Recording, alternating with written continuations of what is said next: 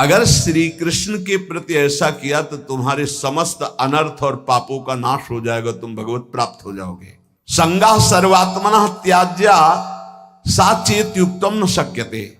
वैसे सिद्धांत है किसी का संग मत करो, असंगोहम पुरुषा। किसी का संग, महाभागवतों के संग को मोक्ष का खुला हुआ द्वार बताया गया, ये किसी में नहीं है, ये महाभागवत जन है। यहां कह रहे संगा सर्वात्मना त्याज्य, ये शरणागति की बात हो रही। पहला है सर्वतज हरिभज, सामर्थ्य नहीं है तो समस्त आचरण, घर परिवार भगवद अर्पित भाव से हर कर्म कृष्णार्पणमस्तु, नाम जप, भगवत प्राप्त हो जाओगे। इसके लिए सावधानी है, संग का त्याग करो। कैसे संग का? बोले संगम त्यजित मिथुनावृत्तिनाम मुमुक्षु। जो मिथुन कहते हैं दो को, जो दो के संयोग से सुख प्राप्त होता है। एक आपकी रसेंद्रिय, एक वस्तु, इसके संयोग से प्राप्त हो सुख में जो मगन। शब्द और श्रवणेन्द्रिय संयोग के प्राप्त से, शरीर और जनेन्द्रिय संयोग के सुख, रूप और नेत्रेंद्रिय, ऐसे जितना ब्रह्मा के द्वारा रचा हुआ सुख है वो मिथुन सुख है। जो श्वास से मिलता है वो भगवदानंद है, जो पर से मिलता है वो मिथुन सुख है। जब हम भोगते हैं तब सुख मिलता है, चाहे जिस इंद्री से हो। संगम त्यजेत मिथुन वृत्ति नाम मुमुक्षु। जो मुक्त होना चाहता है, भगवत प्राप्त करना चाहता है, उस शब्द स्पर्श रूप रस गंध का भोक्ता ना बन बैठे। कैसे फिर इससे निपटे? बोले भगवद अर्पित, भगवद अर्पित जीवन, भगवद अर्पित भोग, भगवद अर्पित विचार, मुक्त हो जाओगे। संगा सर्वात्मना त्याज्य, पूर्ण रूप से संग का त्याग कर दे। न विषय संग, न विषयी पुरुष का संग, एकमात्र महाभागवतों का संग, भगवत प्रेमियों का संग फिर बड़ा दुर्लभ है। साचेत युक्तम न शक्यते। यदि तुम ऐसा नहीं कर सकते तो शासद भी सह कर्तव्य संता संगम्य भेषजम। फिर ऐसा करो, जो सतमार्ग में चलने वाले व्यक्ति हैं केवल उन्हीं का संग करो। जिनके पास बैठने से भगवत चर्चा होती है, नाम जप की बात होती है, भगवत कीर्तन, भगवत गुणानुवाद सुनने को मिलता है, बोधयंता परस्परम, ऐसा संग करो। चाहे स्त्री पुरुष, घर गृहस्थी, कोई भी हो, जिसके पास बैठने से भगवत चर्चा होती, भगवत नाम, ऐसे लोगों का संग करो। शासद भी सा कर्तव्य, यही कर्तव्य है कि जो सद आचरण करने वाले लोग हैं उनका। पहली बात तो संगम सर्वात्मना त्याज्य, पर ऐसा करना बड़ा कठिन। साचेत युक्तम न शक्यते, ऐसा सब नहीं कर सकते। तो बोले संग करो। फिर किसका? बोले सासद भी, जो सदमार्ग में चलने वाले हैं, जो अपने कर्तव्य का पालन करने वाले हैं। संता संगस्य भेषजम, और कहीं संत समागम मिल जाए तब तो बहुत रोग से निवृत्ति होने की औषधि है संतजन। संत समागम मिला मानो संस्कृति के चक्र का अंत हो गया। बड़े भाग पाई सतसंगा, विनय प्रयास होई भवभंगा। भार्यादिरनुकूलश्चेत् कारयेत् भगवत क्रिया, उदासीने स्वयं कुर्यात् प्रतिकूले गृहं त्यजेत्, तत्यागे दूषणम नास्ति यतो विष्णु परांगमुखः। यदि आप गृहस्थी में फंस चुके हैं, अब आपको भगवत प्राप्ति कैसे हो? तो कह रहे हैं स्त्री आदि परिवार जो भी है सबको भगवत परायण होने की शिक्षा दी जाए। सब नाम जप करो। हमसे अगर तुम अपनापन रखते हो तो 10 मिनट ही सही, पर तुम नाम जप करो। भगवत प्राप्ति के लिए कैसे घर का माहौल होना चाहिए ये बता रहे हैं। भार्यादि अनुकूलस, पत्नी को अनुकूल बनाओ। अनुकूल बनाने का मतलब उसको शासन के द्वारा अनुकूल नहीं बनाया जाता, किसी को प्रेम के द्वारा अनुकूल। प्रेम की भाषा बिना पढ़े लिखे लोग भी जानते हैं। पशु भी जानता है। छोटा बच्चा है, दुलार करो, प्रेम से ऐसे पुचकारो, किलकारियां मानने लगेगा। अभी उसको कोई ज्ञान नहीं, लेकिन प्रेम की भाषा वो भी जानता है। फिर वो तो अर्धांगिनी पत्नी है।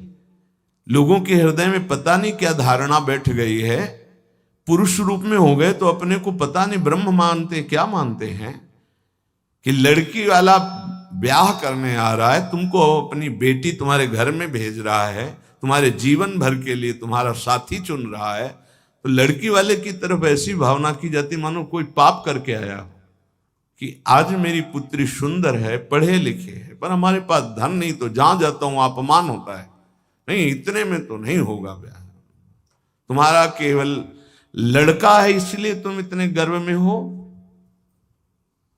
क्या है तुम्हारे लड़के में कौन सी खास सी बात है? केवल लिंग परिवर्तन है, तो स्त्रीलिंग में, वो पुरुष लिंग में, वो उसकी संतान है, वो तुम्हारे सामने झुक के दे रहा है, जो वो भेंट दे दे अपनी पुत्री को भाव से, वो बात अलग। तो वो अपने को गर्व मानते कि लड़का हो गया तो इतना दहेज लेंगे, और पर्चा ऐसे बनाते जैसे दुकान वाला व्यापारी पर्चा बनाता है, इतना इतना इतना, अब ले लो। तो ऐसे दूल्हे का हाथ पकड़ करके लड़की वाले को घर ले जाना चाहिए कि राधे श्याम, क्योंकि हमने पैसा दिया है। कैसा विचार समाज का है। तुम अपनी कमाई से सुखी नहीं होना चाहते हो, अपनी पुत्री दे रहा है, कुछ ना कुछ भाव से अपनी पुत्री को दे रहा है, तुम्हारा क्या भाव है? लड़के पक्ष वाले ऐसे गर्व में होते हैं मानो त्रिलोक विजयी हो गए हों, लड़का हो गया तो। इसीलिए हमारे समाज की धारणाएं पापों को बढ़ावा दे रहे हैं। पुत्री हुई तो उसको किस भाव से देखा जाता है, किस भाव से? अगर लड़की न हो तो पैदे कहां से हो? विचार कीजिए। तो तुम्हारी जो पत्नी बनी हो तुम्हारे समान है, 1 इंच भी तुमसे कम नहीं किसी बात में। ईश्वर का तत्व जो तुम्हारे हृदय में, उसके हृदय में जो पांच भौतिक दे तुम्हारी, वो उसकी दे, वो अपने घर का त्याग करके तुम्हारे घर में आई है, तुम्हारी अर्धांगिनी बनी है। तो चाहिए कि तुम्हें प्यार के द्वारा अनुकूल, भार्यादि अनुकूल चेत कार्य भगवत क्रिया, प्रेम में बड़ी सामर्थ्य है। किसका परिवर्तन प्रेम से नहीं हो सकता है? कभी समाज में अगर ये बात समझ में आ जाए कि ये दहेज लेना नरक जाने का कार्य है, बोले अमुक ने दहेज, उन्होंने मांगा नहीं था, स्वतः अपनी पुत्री के लिए दिया था। किसी को भी अगर हमारे व्यवहार में पुत्री के साथ बहुत सी सामग्री उत्साह के साथ देने का भाव तो उनके पास है और उन्होंने दिया अपनी पुत्री को, तो आपने मांगा तो नहीं, वर पक्ष ने मांगा तो नहीं, आज बेचा जाता है। कैसी समाज की दुर्व्यवस्था है। ना सत्संग सुनते हैं, ना शास्त्र समझते हैं। तो बच्चियों के प्रति कितना निकृष्ट भाव आ गया कि एक गरीब आदमी की यदि लड़की पैदा होती तो माथे पे हाथ रख करके सोचता है कि मेरा दुर्भाग्य, कोसते हैं कि तूने लड़की क्यों पैदा की। अरे अगर हमारी मां नहीं होती तो हम कहां से प्रकट हो जाते? वो मां है, वो दैवी शक्ति है जो प्रकट हुई है। कैसी बुद्धि भ्रष्ट होती चली जा रही लोगों की कि बेटी के शब्द से उनको एक असौभाग्य लगता है कि अरे बेटा थाली बजाओ, चाहे वो पादुका से मार के घर से बाहर कर दे, बुढ़ापे में बेटी ही काम आएगी। फिर चलो पापा हमारे यहां, बूढ़े पिता के लिए बेटी तैयार है प्राण देने के। आज बेटियों के प्रति भाव यहां शास्त्र आज्ञा कर रहा है, भार्यानुकूलश्च, वो तुम्हारी अर्धांगिनी, तुम उसके साथ ऐसा कोई व्यवहार मत करो जो तुम्हारे को कभी अनुकूलता की वजह प्रतिकूलता में आ जाए। और आप ध्यान रखना, ब्रह्मा जी बहुत चतुर हैं। जब देखा कि बेटियों की ऐसी अल्ट्रासाउंड करा लिया, ये देख लिया, वो देख लिया, ऐसा भाव, तो काम ऐसी कि तुम हटा ही नहीं सकते हो। आगे की समझ गए होगे चर्चा। इस बात को समझो, तुम पाप करोगे तुम्हें भुगाने के लिए उसी जीवात्मा को भेजा जाएगा और ऐसे रूप में भेजा जाएगा कि तुम्हारा कुछ बस नहीं चलेगा। ये जो घर गृहस्थी में भ्रूण हत्या, गर्भ हत्या में प्रार्थना करते हैं, आज वो समय नहीं कि बेटी हुई तो तुम्हें माथे पे हाथ रखना। आज राष्ट्रपति बनी बेटी भारत की। हम बार बार कहते हैं, अभी क्रिकेट मैच की पूरी बेटियां ही आई थी, बहादुर, एक सेना नायक आए थी, होश उड़ जाए उसकी दृष्टि मिलाने में, ये शेरनी भारत की दैवी शक्तियां है। ये कैसा विचार बन रहा है? पति अपने को भगवान समझता है, पत्नी को भगवत भाव में नहीं देखता है, कलह अशांति मची रहती है। अब अगर आप कह रहे हैं कि हमारी पत्नी ही ऐसी है, तो आज तुम बहुत सीधे साधे दिखाई दे रहे हो। तुम्हारे कर्म ऐसे थे कि उस देवी के रूप में आए, हर प्रतिकूलता तेरे सामने। अब अगर आप अनुकूल चलना नहीं सीखोगे तो भगवान का विधान ऐसा है कि तुम्हें हर कदम पर दुख प्रदान करेगा। समान भाव, इसलिए भगवान शिव ने दिखाया कि आधा शिव तो आधा शक्ति, यही स्वरूप सब शिव स्वरूप हैं, सब भगवत स्वरूप है। यही होना चाहिए। अर्धांग पे विराजमान अम्बा, और इधर भगवान शिव, इधर अम्बा का स्वरूप वही है, दूसरा कोई नहीं है। भगवान ही पत्नी के रूप में है। शास्त्र आज्ञा कर रहा है भगवत प्राप्ति के लिए, भार्यादिर अनुकूलश्च, पहले पत्नी को अनुकूल बनाओ, भगवान को अनुकूल बनाने के लिए परिवार में भगवत भाव पहले लाओ। कलह अशांति, ऐसे प्रेम में बहुत बड़ी ताकत है। इसीलिए हम कहते हैं आज हमारे जो भागवतिक प्रेम की तरफ चलने की बात जाने दो, सांसारिक प्रेम का नाश हो रहा है। ये जो चला है ना आजकल, बच्चा बच्ची का इधर उधर का भाव, ये सब ये प्रेम का, प्यार का नाश कर रहा है। जो समर्पण होना चाहिए वो बिल्कुल बहुत सावधान, दोनों पक्ष को सावधान होने की जरूरत है। भगवत प्राप्ति गृहस्थी में कैसे करनी है तो बता रहे हैं कि भार्यादि अनुकूलश्चेत कारेत भगवत क्रिया, दोनों मिलकर के भगवत क्रिया करो। पति पत्नी मिलकर धर्म अनुष्ठान करते हुए, घर गृहस्थी के कार्य भगवत समर्पित करते हुए, दोनों नाम जप करते हुए। देखो अभी ये जो आप गर्भ हत्या, भ्रूण हत्या, गर्भपात करते हैं, आपका नाश कर देगा, आपको पता नहीं। ऐसी जगह आपको पीटेगा कि आप न बता पाओगे न रो पाओगे। हमारी प्रार्थना मान लेना, ये जो गर्भस्थ शिशुओं के साथ अत्याचार होता है, इसका परिणाम बहुत बुरा होता है। महान तेजस्वी अस्वस्थामा ब्रह्म ऋषि, गर्भस्थ शिशु परीक्षित पर प्रहार किया तो ब्रह्म तेजहीन करके मुंडन करवा कर, आज भी वो त्राहिमाम बोलता हुआ जहां भी होगा अस्वस्थामा, आज भी वो परेशान घूम रहा, केवल गर्भस्थ शिशु परीक्षित पर ब्रह्म अस्त्र का प्रयोग करने के कारण। और आप तो प्रयोग के, आप तो मार देते हो, आप नष्ट कर देते हो। सत्संग में आए इसलिए सबसे प्रार्थना है, अगर गर्भ हत्या किए तो उसका प्रायश्चित कर लो, और भूल से भी आगे कभी ऐसा मत करना, संयम से रहो। ऐसा कोई कार्य मत करो जिसमें पापाचरण हो जाए और भगवत प्राप्ति के लिए तुम्हारा उत्साह ही कभी न बने, ऐसे पाप बन जाए।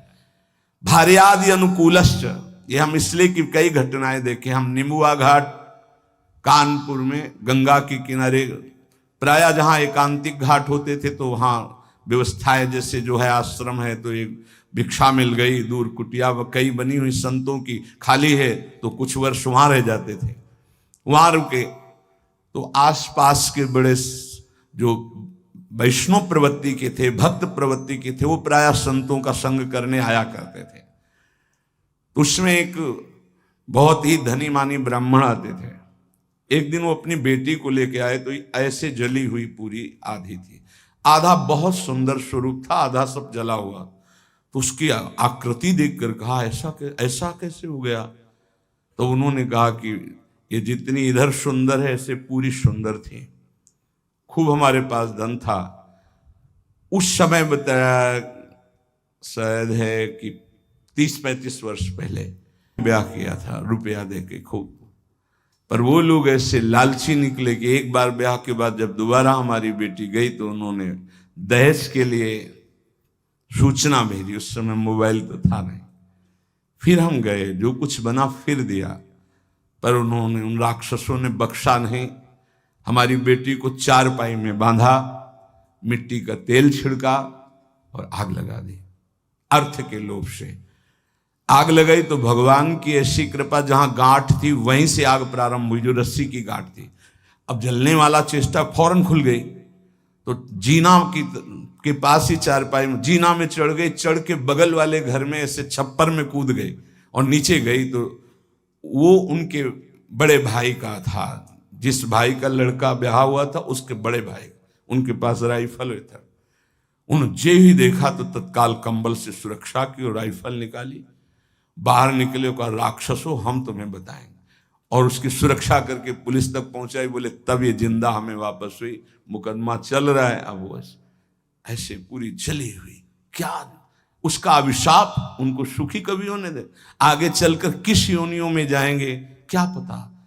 ये भावनाएं हटा देनी चाहिए, तुम्हारी दासी है ऐसी भावना नहीं रखें। हाँ, पत्नी को भाव रखना चाहिए कि मेरे प्राणनाथ भगवत स्वरूप हैं, मेरे पति हैं, तो ऐसे ही पत्नी के प्रति भी भाव रखा जाता है। ये मेरी अर्धांगिनी है, मेरी प्राण प्रिया है, इसका सर्वस्व अधिकार है हमारी संपत्ति पर, हमारे ऊपर। हम अगर कोई भी कार्य करेंगे तो इससे सलाह लेकर करेंगे, दोनों मिल करके। भार्यादि अनुकूलश्चेत् कारयेत् भगवत क्रिया, दोनों मिलकर कोई धर्मानुष्ठान करें। अकेले का गृहस्थी का विषय है, अकेले तुम बोले हम जा रहे हैं मुक्ति, नहीं, पहले अनुमति लीजिए। यहां तक कि महापुरुषों ने सन्यास भी लिया है तो पहले मनाया है, अनुमति ली है, जब उन्होंने अनुमति दे दी तब आगे की क्रिया हुई। माता से अनुमति और पत्नी से अनुमति अत्यंत आवश्यक है। अगर मां विराजमान है तो उसका आदेश, और पत्नी विराजमान तो भले वृद्धा हो गई है पर उसका अधिकार। हमारे शास्त्र में लिखा है यदि वो वानप्रस्थ में जाना जाता है तो ऐसे बात की करे पत्नी से कि यदि आप अपने पुत्रों के साथ रहकर जीवन व्यतीत करना चाहते तो मुझे आदेश करें, मैं तप के द्वारा अपने जीवन को भगवान में मिलाना चाहता हूं। और यदि आप हमारे साथ चलना चाहते तो आपका स्वागत है, हम दोनों बैरागी होकर चले। वो जैसा अनुमति दे ऐसा शास्त्र आज्ञा करता है। ऐसे नहीं मनमानी कि हम स्वतंत्र हैं किसी भी तरह। अगर कोई धर्मानुष्ठान करते हो, पत्नी आपकी है, वो आपका साथ ना दे वो बात अलग है। अगर वो आपके अनुकूल चलती है और आपने कोई धर्मानुष्ठान किया, पत्नी को साथ नहीं ले गए, तो अपने आप उसका ट्रांसफर हो जाएगा उसके पास। पाणिक ग्रहण की कोई खिलवाड़ नहीं, धर्मानुष्ठान ट्रांसफर हो जाएगा। और पूर्ण धर्म का संकल्प तभी माना जाएगा जब वो भार्या तुम्हारे वामांग में विराजमान होगी। जब सिया जी भूमि में विलीन हो गई तो रघुनाथ जी जब यज्ञ किए तो स्वर्ण की सिया जी बनाकर वामांग में विराजमान की गई। और तुम्हारी अर्धांगिनी विराजमान हो, तुम धर्मानुष्ठान करने जा रहे हो, सफल हो जाओगे। भार्यादि अनुकूलश्चेत् कारयेत् भगवत क्रिया। गृहस्थी में हो तो तुम्हें पहले अपने परिवार को अनुकूल बनाना होगा, पत्नी को, माता पिता को, परिवार को भगवत स्वरूप मानते हुए अनुकूल उसको बनाओ धर्म के द्वारा, भागवत भाव के द्वारा। उदासीने स्वयं कुर्यात् प्रतिकूले गृहं त्यजेत्। यहां कह रहे हैं उनकी आज्ञा से सेवादि के द्वारा राजी करके फिर भजन की प्रवृत्ति बढ़ावे।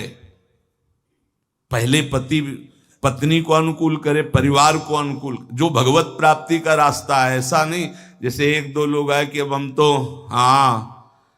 नहीं, दोनों राजी तो राजी, नहीं तो धर्म से चलो जैसी धर्म आज्ञा करती। पाणिक ग्रहण के समय ये श्रुतियां, ये शास्त्र जो साक्षी बनाए गए थे वो पति पत्नी के भाव से बनाए गए थे। वो तुम्हारी इच्छा नहीं, लेकिन उसकी भावना की पूर्ति के लिए आपको गृहस्थ धर्म स्वीकार करना चाहिए। अगर भगवत भाव के विरुद्ध और बहुत ही कुटिल स्वभाव है तो देखो यहां शास्त्र का क्या कह रहा है, एकदम विरुद्ध, धर्म विरुद्ध, भगवत भाव विरुद्ध, बिल्कुल कुटिल व्यवहार,